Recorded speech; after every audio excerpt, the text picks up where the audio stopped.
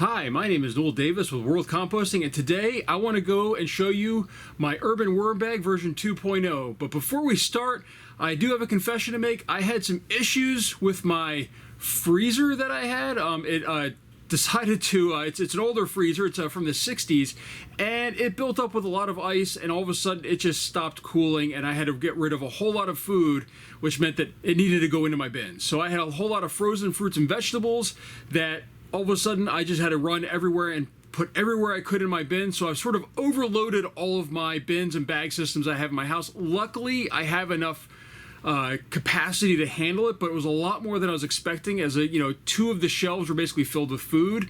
As we've been home so much, I've had a lot more food going into the freezer and not quite as much going to the worms, as I was also trying to sort out some of these bins.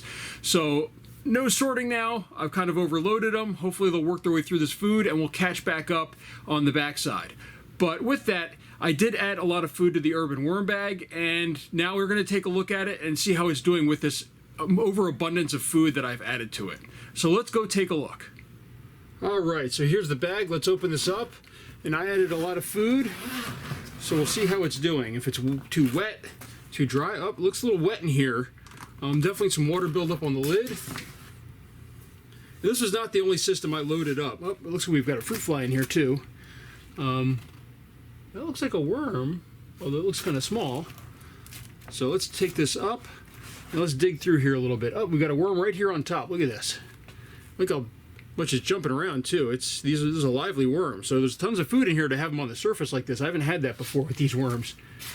Let's just kind of dig in here a little bit and see what we can find. So plenty of worms here. This is a good sign. Another big healthy worm right there. Another one over here.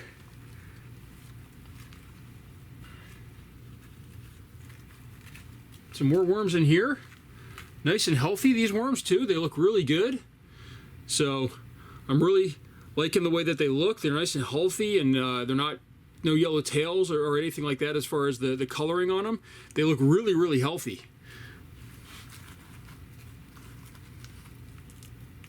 Not much on here. I'm not seeing much on these avocado or artichokes, other than maybe some pot worms. It looks like there might be some pot worms on there. I don't know if you can see those or not, but there's maybe some pot worms on there. So not much going on there. Let's put those back. Let's dig a little bit over here. I hear stuff, but I'm not. This seems like it's like a wax or something. It's some sort of wax paper. I don't know what that is. You know what? I wonder if that's a piece of watermelon, actually, a watermelon rind. That looks like it's gone. There's no odor in here, by the way, either. I kind of expected there to be because of how much food I added. I mean, I just loaded these bins up. So here's one of my compost rolls, and it is caked with worms on here. So you can see they're all over here. Nice big healthy worms. I'm not seeing any cocoons. It's one of the things that I keep missing in here is I don't see any cocoons on these things. I'm looking all over and I don't see any cocoons. So I haven't really seen too much that type of action in this bin here. You just try to bury that down a little bit more again. All right, let's move this over to this side now. Let's check over here. More of this skin. I guarantee this was the watermelon rind skin. There's some wax coating that must have been on it. But again, nice big healthy worms. They must have really liked that watermelon since it's gone within a week. Let's just see here.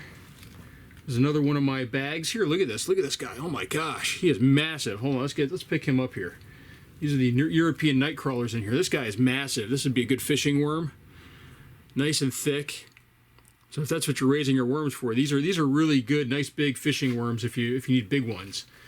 If you're fishing for big fish, I should say, because I mean I don't know if you are or not. I mean if you're not fishing for big fish, maybe you don't want worms that big. I know that I've definitely caught little tiny worms before in the past.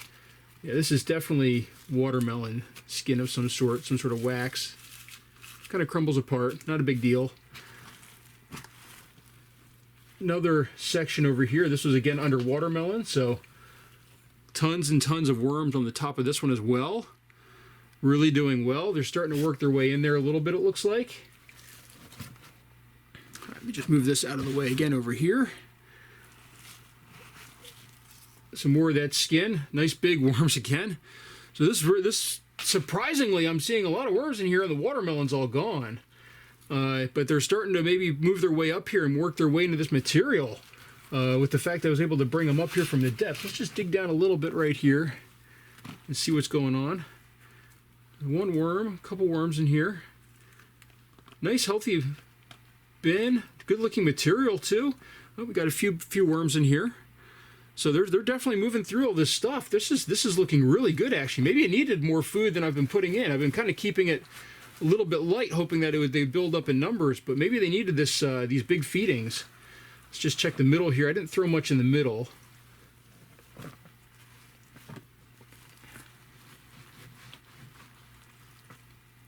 I got a lot of stuff down here. Oh, there's a worm in there. So this is where they're not getting to quite as much, but there's still some worms in here. You can see one right there. You know, so there are worms in here, and actually a big one over here too. So they're getting into all this stuff, and I added a lot. I mean, there was a lot that was added to this bin. So I'm glad to see that they're working through it. No odor really, maybe a slight citrus smell at one point, but I mean, look at this. They're really moving through this material now. They're really expanding in their numbers, it looks like, too, because before they were not this many in here, I think. So this is a good sign. I'm going to leave this alone now. I'm not going to add any more food, obviously. There's plenty of food in here for them to eat. I'm going to close this back off. I wonder if they also like the extra moisture. There's a lot more moisture in here because of this. Fruit fly that got in here probably at some point. Hopefully they'll clear out at some point. But so this is doing really well, and it's really improved since I've added all that food, actually. Surprisingly, I did not expect that to happen. I was expecting there to be a whole lot of food or a whole lot of issues, and instead it looks really, really healthy. And, you know, this extra moisture isn't becoming a problem. And, you know, it's not overly bad. It's still, you know, as you can tell, the lid is moist, but it's not too bad. And, you know, we'll go from there and see how it looks. But this is a good update. Obviously no food. I'm not going to add any more bedding at this time either. I think there's plenty of bedding in here. And in another week, we'll check on it again and see if this needs any more. So thank you for watching. If you're looking to buy one of these, I do have links down in the description for the video on where you can buy them. And if you do so, that does help me out to get more stuff and try more things. So thank you for watching, and please give this video a thumbs up.